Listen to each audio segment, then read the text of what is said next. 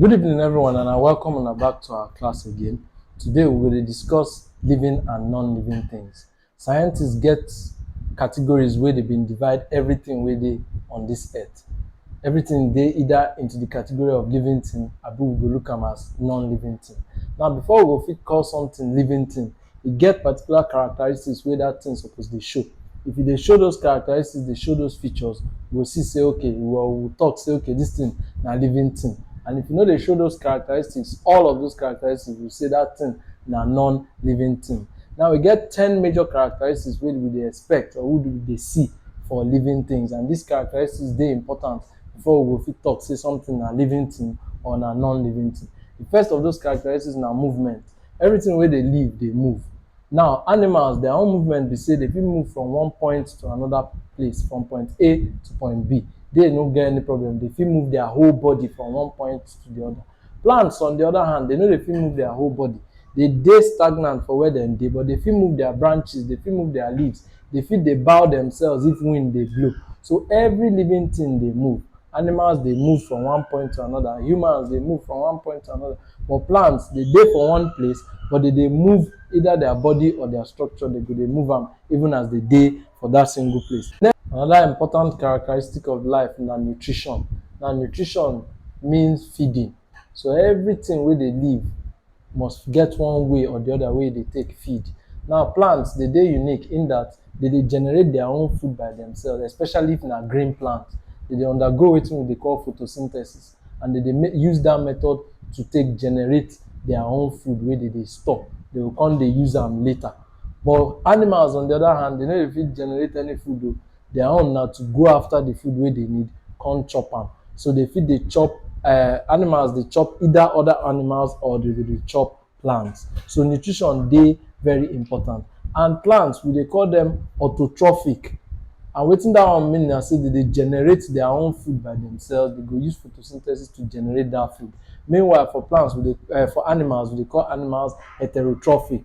And heterotrophic means say they no dey fit generate any food by themselves. They will go dey chop either plants or animals as e be. The next thing na respiration. Wetin respiration be? Respiration na two things dey for inside respiration. Every living organism dey undergo respiration.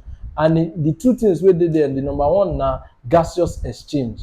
For respiration, e get exchange of gases wey dey always happen. Like human beings now, they dey take in oxygen, they give out CO2, carbon dioxide. So this exchange, it must happen for respiration to occur. Now, as I talk say two things dey for respiration. The first one na gaseous exchange. The second one na say respiration dey occur for the level of the cell.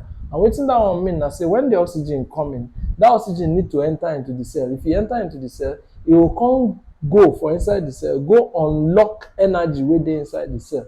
E get something wey we dey call ATP, and that ATP na adenosine triphosphate. That adenosine triphosphate na energy wey dey for inside cell, and that energy e dey only possible when oxygen or any other gas, if that organism now no dey use oxygen, if e dey use sulfur, if e dey use any other gas, but that gas go enter into the cell, come go unlock the energy wey dey inside the cell. So respiration na two things dey occur for there. The first one na gaseous exchange. Secondly, after gas don dey exchange, the gas wey enter go come go for the cell, come go unlock energy wey dey for inside the cell to produce ATP wey the cell go dey use. The next thing wey be characteristic of life na excretion. Wetin excretion be? Excretion na say as living organisms dey live, they dey go through different processes. These processes, we dey call them metabolic activities or metabolic reactions. And as all these reactions dey take place, they dey generate their own waste. And this waste wey they dey generate, they no fit keep this waste for inside the body. No, e go dey make the environment dey very toxic for the organism. So the only thing wey the organism need to do na to push out all those things wey dey toxic for inside the body of the organism. So that method wey living organisms dey use push out anything wey dey toxic for their body, that method we dey call am excretion, and e dey very important. That excretion na wetin organisms dey pass out for urine, dey pass am out for their sweat. Different methods dey. Uric acid wey birds dey pass out. All these different things na excretion, and na waste products wey dey the body of the organism. The organism dey push those waste products out. Another thing na irritability. or sensitivity.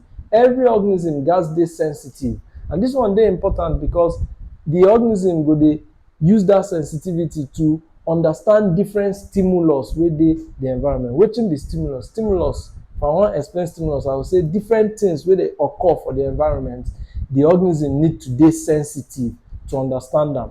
For example now, organism wey dey live for inside the forest, e need to dey sensitive. If e no dey sensitive, any other bigger animal fit just come chop am.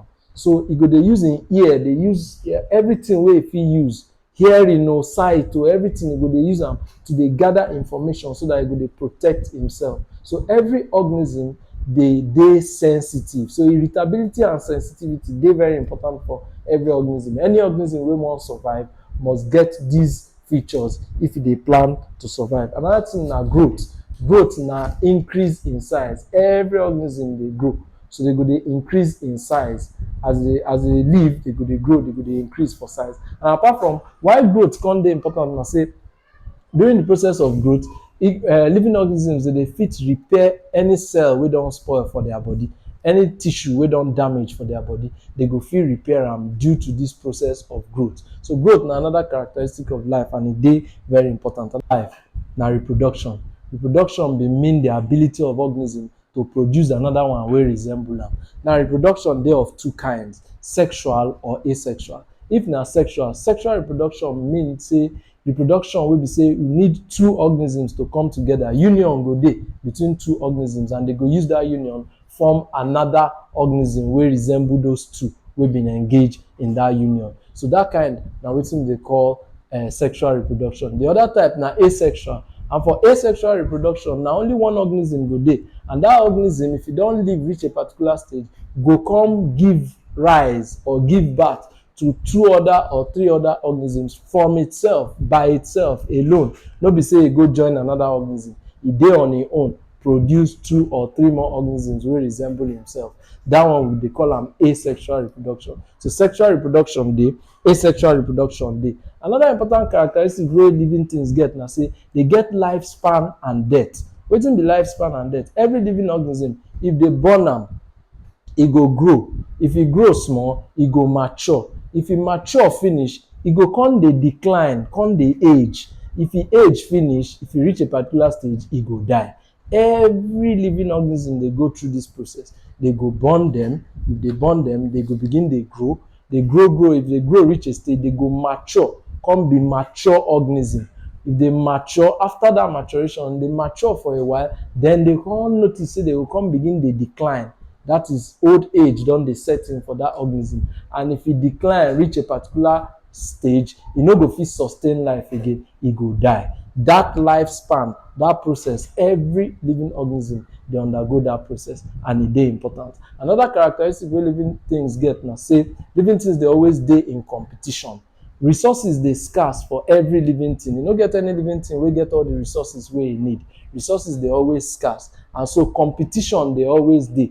Every living organism wey wan survive must learn to compete, must learn to hustle. So hustling dey for inside animal kingdom or even plant kingdom. As plants dey too, hustle dey, competition dey, and they dey all struggle for all these resources. So competition na serious part of being a living thing. So no run away from competition, no shy away from competition. The last thing there na adaptation. Adaptation na another characteristic wey living things dey get. And wetin be adaptation? Na the ability of the organism to function in such a way or get particular characteristics or particular features for im body wey go help am to survive the harsh environment wey e dey. Simple example wey go make us understand now: birds, dey get wings, they dey get feathers. Now those wings na to help them fly. So those wings na adaptation for them. If they no get those wings, they no go fit fly. So that one na adaptation for birds. Na something wey dey give those birds upper hand to dey help them survive in their environment. Animals get different kind of adaptation.